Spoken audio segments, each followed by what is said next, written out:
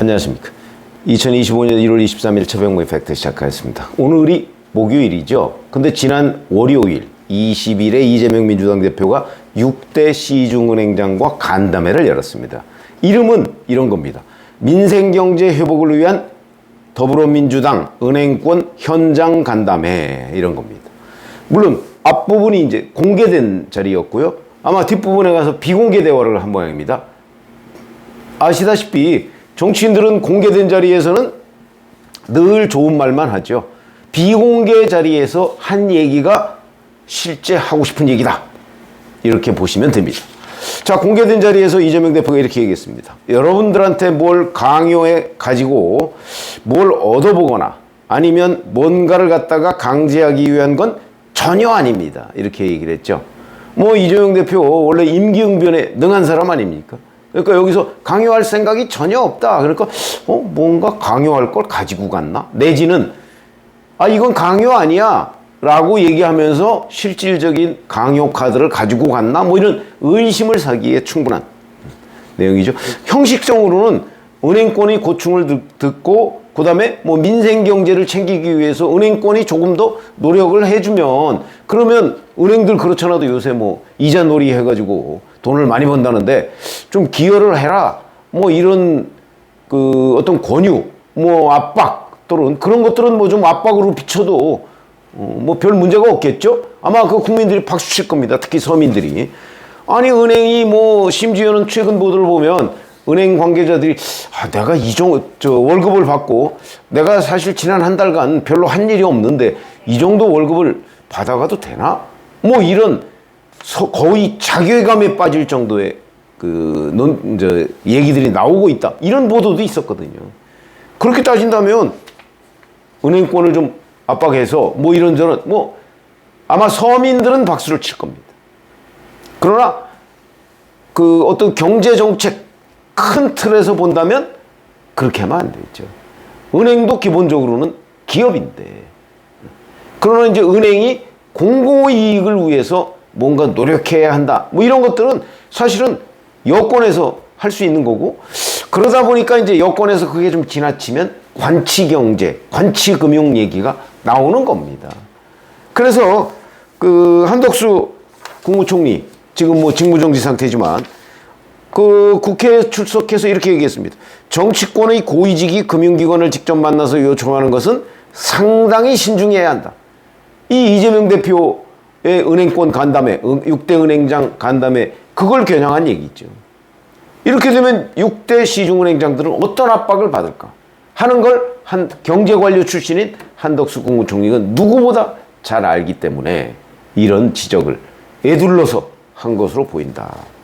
자, 근데 이거 그냥 가장 중립적 관점에서 진영을 떠나서 보더라도 이재명 대표가 벌써 6대 시중은행장을 불러 모았다. 그랬더니 6대 시중은행장이 다른 약속 다 취소하고 이 자리에 올 수밖에 없었다. 대통령 놀이다. 그게 중립적 관점일걸요? 이재명 대표는 억울할지 모르지만 객관적으로 보면 대통령 놀이로 보입니다. 내가 부르는데 안 와? 어쭈? 이래 되는 거죠. 위협입니다. 위협. 그래서 이런 자리를 만들지 마라. 그래서 심지어는 벌써 대통령 다 된 듯이 논다. 뭐 국민의힘에서는 그런 논평이 나왔습니다. 근데 그게 국민의힘의 시각이 아니고 아마 우리 중립적인 국민들의 시각일 가능성이 대단히 높다고 저는 봅니다. 그건 뭐 중립적으로 봐도 대통령 놀이죠. 아니 뭐 어느 은행장 한 명을 찾아가서 뭐가 어쩌고 얘기를 했다면 모르겠는데 딱 한 자리로 6대 시중은행장 다 나와. 그거 아닙니까? 쉽게 얘기하면. 그게 지금 그러니까 현직 대통령이 탄핵이 된 상황이 탄핵이 돼서 직무정지가 된 상황, 그리고 조기 대선이 가시화된 상황이 아니면 불가능해지죠. 아마 현직 대통령이 멀쩡히 있다. 그러면 6대 시중은행장 중에서 거부하는 사람이 나왔을 수도 있습니다. 지금은 그런 상황이 아니죠. 그런데 이런 상황을 뻔히 알면서 이재명 대표가 불러 모았다. 이게 이제 중립적 관점에서도 문제가 될 수 있는데 더 문제가 되는 거. 곧바로 비공개 면담을 했다고 하거든요. 그러니까 여기서 이제 본색이 나온 거다. 이날 은행장 간담회를 한 이유가 뭘까 하는 본색이 저는 여기에 숨어 있다고 봅니다. 특정 매체, 언론 매체 이름을 거명을 하면서, 그것도 일반론이 아니고 거명을 하면서 은행권에서 광고를 집행한 상황을 언급했다고 합니다. 그러니까 무슨 얘기냐면, 이 은행이 왜 이 매체에 광고를 하느냐, 그 뒤는 뭐 안 봐도 뻔한 거죠. 왜 광고해? 광고 끊어, 이 얘기지 않습니까? 특히 가장 많은 광고를 한 은행을 탁 집었고, 그 다음에 그 매체를 이름을 거론했다. 근데 이 매체가 어딘가 봤더니 최근 선거연수원에서 중국인 99명이 미군에 압송됐다는 이 의혹을 제기한 매체라고 합니다. 그래서 이게 허위사실이다, 허위보도다, 이래서 선관위로부터 고발 조치된 곳이라고 합니다. 이제 이날 이 상황에 대해서 민주당 관계자 설명과 그 은행권 관계자 설명이 조금 다릅니다.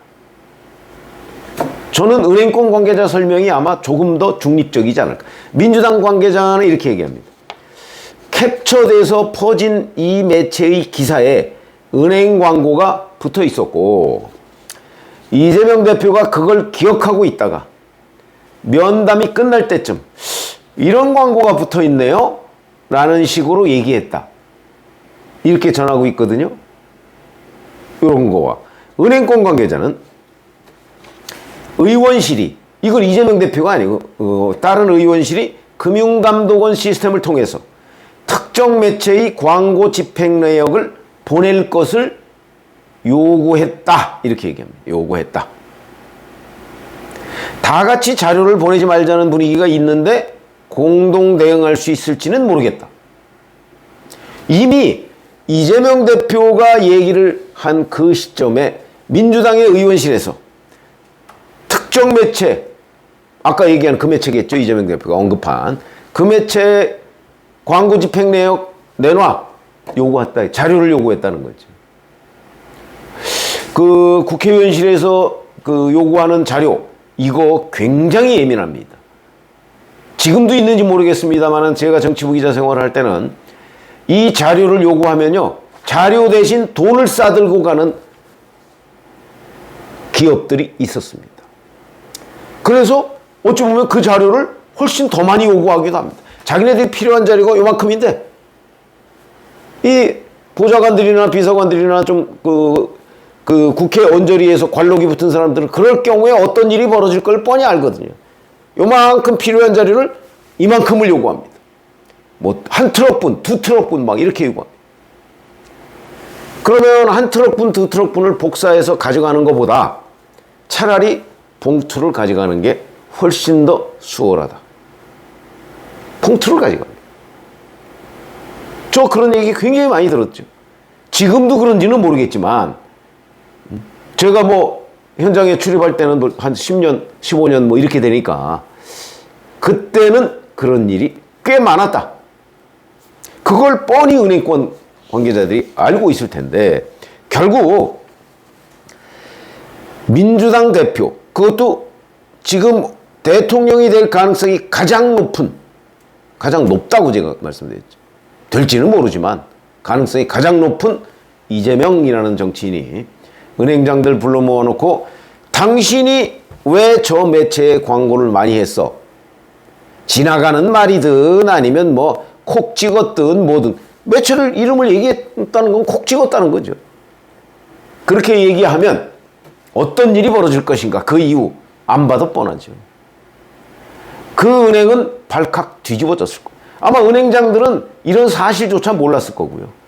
아니 은행장들이 무슨 뭐 구멍가게 사장도 아니고 뭐 은행에서 그 수많은 그 살림의 구석구석을 어떻게 다 알겠습니까? 더군다나 뭐 무슨 조그만 매체 뭐 어디에 광고를 뭐 주는지 안 주는지 알지도 못할 겁니다. 아마 보고서가 올라와도 그냥 쓱쓱 지나치고 훨씬 더 중요한 일이 많으니까 그걸 은행장한테 얘기를 했으니까 은행장이 아마 은행으로 돌아가서 실무자들한테 이거 어떻게 된 일이야?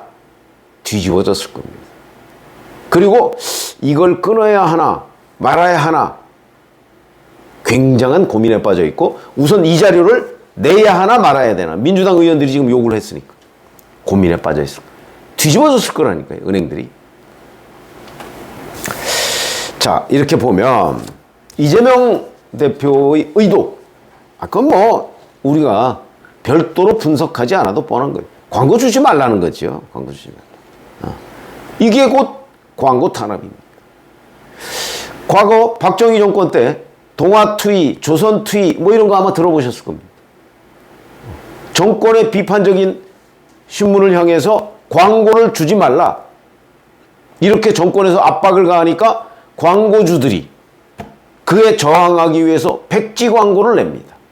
무슨 얘기냐면 동아일보, 조선일보 이런데 백지로 이만큼 광고를 내고요. 돈을 줍니다. 근데 백지입니다, 거기가. 근데 돈은 지불이 됐습니다. 그런 적도 있었습니다. 백지 광고.